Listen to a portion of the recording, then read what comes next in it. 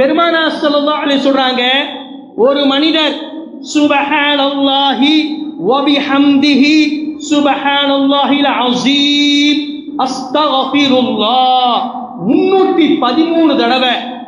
நல்லா கவனமா கேட்கணும். இது புகாரி ஷரீஃபுடைய ஹதீஸ். புகாரி ஷரீஃப்ல பெருமானார் ஸல்லல்லாஹு சொன்ன ஹதீஸ் இது. சுப்ஹானல்லாஹி வ பிஹம்திஹி சுப்ஹானல்லாஹில் அஸீம் முடிச்சிட்டு அஸ்தக்ஃபிருல்லாஹ்.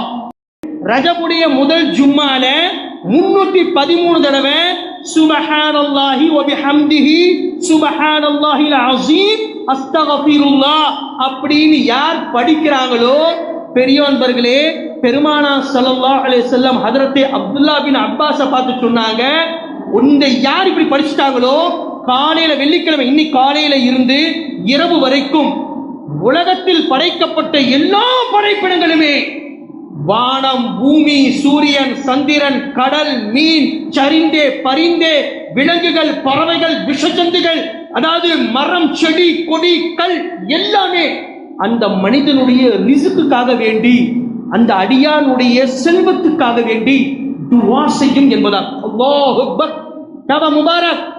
ஒரு மனிதன் இன்னைக்கு காலையில வெள்ளிக்கிழமை முதல் ஜும்மா, ரஜபுடைய முதல் ஜும்மா, இன்னைக்கு காலையிலிருந்து இன்னைக்கு இரவு வரைக்கும் தூங்குறதுக்கு முன்னாடி வரைக்கும் 313 தடவை இந்த தஸ்பீஹ் நீங்க ஓதிட்டீங்க அப்படின்னா, நம்ம முஸல்லால நின்னு சொல்றோம், அல்லாஹ்வுடைய ரசூல் ஸல்லல்லாஹு அலைஹி வஸல்லம் வாக்குறுதி.